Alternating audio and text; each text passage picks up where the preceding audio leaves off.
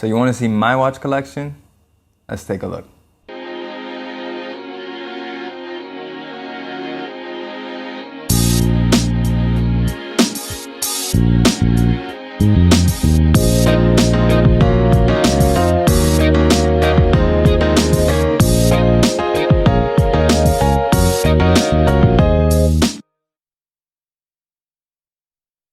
Hi everyone and welcome to Shaluso. And yes, today I'm doing the classic state of the collection. Pretty much I've gotten a lot of requests on comments both on my English channel and on my Spanish one for people saying they want to see what my watch collection is. You've probably seen all of these watches if you follow the channel, but this is the first time that I put them all in one video. Now this probably isn't going to be a regular like every year thing purely because I don't buy watches that often. I bought a lot of watches when I first started, but I'm also one of those people who doesn't mind waiting a few years to save up to get something I really like. So I don't imagine this is going to be a regular occurrence. And whenever I do get a new watch, chances are I'll just do a review of it. But in any case, you guys asked, so let's take a look. Starting from the beginning, I guess, I mean, much like most watch manufacturers, I kind of have a few different beginnings, you could say. Two main ones. So I'll start out with the very first watch that I actually bought with my own money. Now, for a bit of context, I was 17 years old. This was 2008.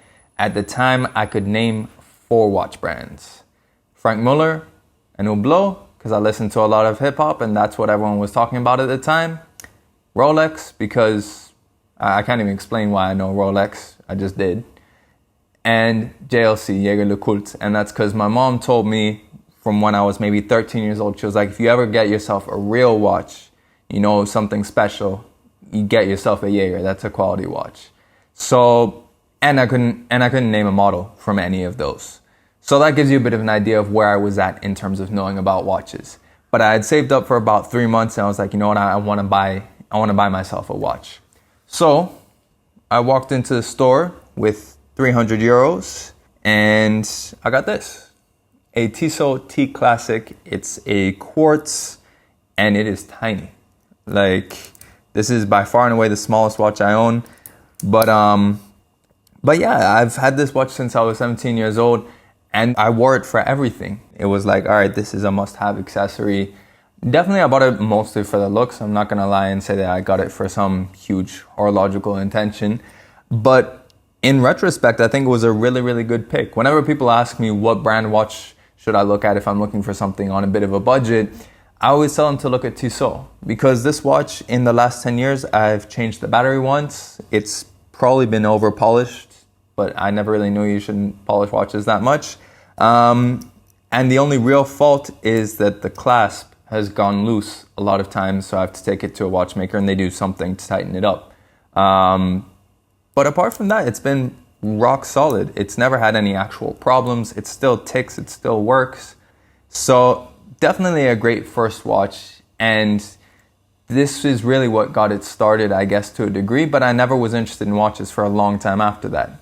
Not at least for another 10 years. Yeah, it was almost exactly 10 years to the day. I think I got this in June of 2008, and my Seamaster I got in July of 2018. So let's take a look at that. My Omega Seamaster Professional Diver 300M. This was just about to be phased out.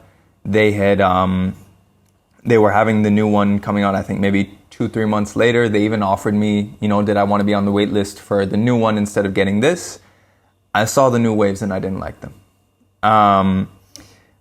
But this watch, well, like for me, this was a big achievement because at the time I was living in Australia, I had spent about 3 years working 2 jobs, 7 days a week. I'll save you the sob story, but like just, you know, trying to rebuild from a few sort of pretty dumb decisions I had made. And I thought, you know what, I kind of overdid it in terms of the rebuilding and I had some money left over. So I said, you know what better way to celebrate recuperating from bad financial decisions by buying yourself an expensive toy. And at that time, like I said with the Tissot, you know, I didn't know anything about watches. I hadn't learned that much more about watches since buying the Tissot. So I just immersed myself. I started watching a ton of videos from Urban Gentry, Federico Talks Watches, Watchfinder, Watchbox. And then I just landed on this. I recognized it from having seen it on Pierce Brosnan's wrist in James Bond. So I recognized, I was like, oh yeah, I'd really like to have that watch. And lo and behold, you know, I came across it. It was within my budget, and it ended up being between this and a Breitling Super Ocean Heritage. In the end, I picked this because it sung out to me more. You know, it resonated with me more because of the Bond element. I liked the idea that it was something that could be sort of dressy but also sporty. I liked the bracelet design. The Super Ocean Heritage, don't get me wrong, it's a great watch, great movement on the inside. It's got the Tudor movement, and I love the Milanese bracelet and the style of it. But it was also, I didn't know when I was going to have money to buy another watch. At that point, I still didn't know that I wanted to start collecting watches. You gotta think, I was just about to buy this as like a present for myself. And so I didn't realize until about 2 days after it that I had caught the bug. So this just really sang out to me. I wanted something that was versatile. And then when I got it, I was hooked. I was like, this is the coolest thing I have. So this definitely is the watch that started it for collecting. And this is the one watch in my collection I will never sell. After that, about a month or two later, I moved to Chile. I moved back home to where I'm from. And I realized that, you know, in Chile, there are some places you don't want to be walking around with an expensive watch on your wrist. And so I realized I needed a beater watch. And also because I was still working with clients that I had in Australia, so I also needed something that could show me 2 time zones. I mean, obviously I have my phone, but I had just gotten into watches, and I was like, oh, if I can satisfy that need, then why not? So a couple months later, I found out about this brand Steinhart, which makes homage watches. And I really liked the look of the Coke bezel Rolex. And I thought, hey, this is a watch that I like the look of. It's not that expensive, so I don't have to worry about it. If it gets stolen, it's not going to end my world. And also, it's something that, you know, I can sort of trial out, quote unquote, you know, the idea of having the GMT, see if I actually use it, see if I like the design, etc. And so I got this, my Steinhart Ocean 1 GMT. And it's been a great watch. The funny thing is that since owning it, I nearly never have it on the bracelet because I can't stand that it looks like another watch now. But the benefit of that is it's also the watch that I play around with the most with the look. I change straps on this pretty much every time I wear it. I've had leather strap for it, NATO straps. I bought my first NATO straps for this watch. Right now it's on a rubber strap that I bought for my Tudor, and it's still serving the purpose. You know, it's definitely not a watch I'm particularly emotionally attached to, but it serves its purpose to a T. I've walked through some really shitty neighborhoods wearing this, and the good thing is that no one ever notices it. For all the people who say, oh, you know, like, do you ever have like that uncomfortable conversation of, oh, nice Rolex? No one's ever thought this is a Rolex. The reality is most non-watch people don't notice and they couldn't care less. So that's an advantage. But for me, it's a case that I know that it looks like a Rolex and I don't really like that much about it, but that's given me a lot of freedom to play around with it. So still definitely a cool watch. I'll do sort of like a follow-up review on it, sort of expand on that and how my perspective has changed about homage watches since owning one, but definitely still a very good quality watch. And I still maintain if you buy it for the right reasons, it can still be a watch that'll make you very happy. After this, a few months later, I actually got a tax return that I didn't know I was gonna get, and I actually got some money back, and I thought, oh, I'll buy another watch. So then I got a Tudor Black Bay Chrono. Now I have an entire video about why I sold that watch, and that watch was a great watch. You can watch the video on why I sold it, but definitely it was a cool watch. But that was going to be, for me, my last watch for a while because, I mean, how many times can lightning strike twice that you have a good amount of savings and then a few months later you get an unexpected tax return that ends up giving you more money than you expected. So I thought that was probably going to be it for a while. But then I sold that Tudor, or traded it, better said, for this. And that is my most recent buy, and that is my Cartier Pasha Seatimer. This is a watch that I'm so in love with.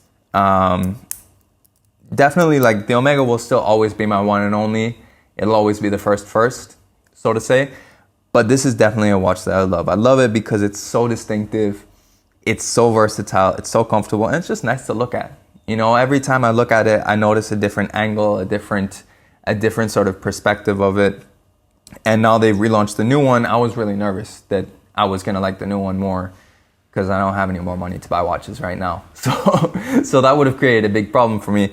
But I absolutely love this. And even though I lost money on my Black Bay to get it, it was still so incredibly worth it. I don't purchase my watches thinking of their residual value.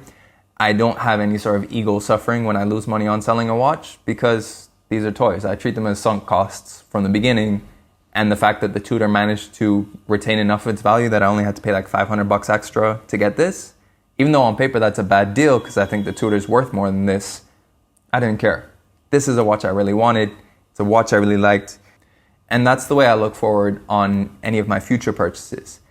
Now, like I said at the beginning, I'm sort of the mind of I don't mind waiting even if it's years to save up to buy something I really like. Well, for starters, I should preface that I only ever intend to have a 5-watch collection, plus the beater, plus the Tissot.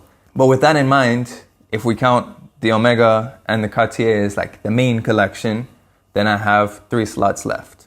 One of them for sure will be a Blancpain 50 Fathoms GMT. The other one is gonna hopefully be some type of Reverso.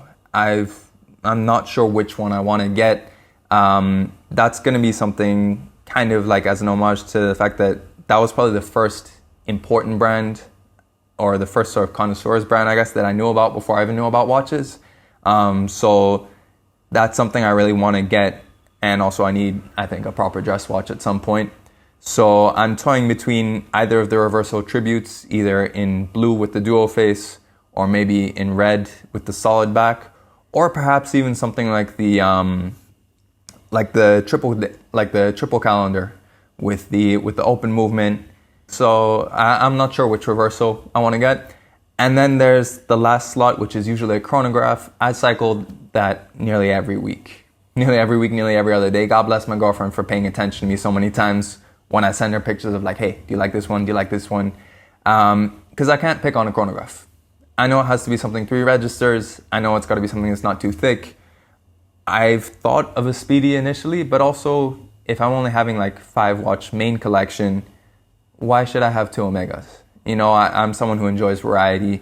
So I think if I had like a 10-watch collection, who cares? But for 5 watches, I think each one should be distinct. So that's my collection. But let me know what you think of these. I'm going to make individual videos about the Tissot, the Omega, and the Steinhart, because the Steinhart and the Omega I've owned for, well, the Omega I've owned for nearly 2 years now.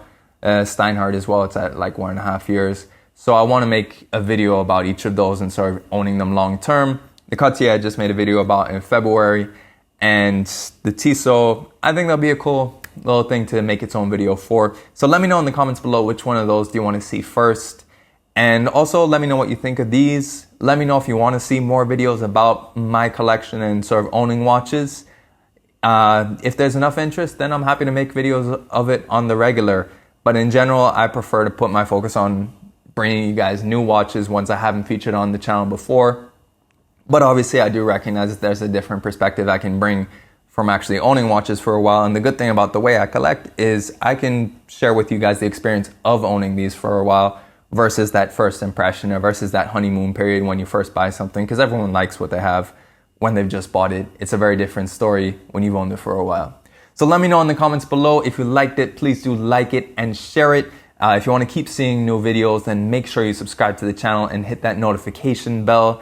And if you want to see all the pictures and infographics from this video and all my other ones, then make sure you follow me on Instagram as well at Shaluso. In any case, thanks for watching this video, and we'll catch you on the next one.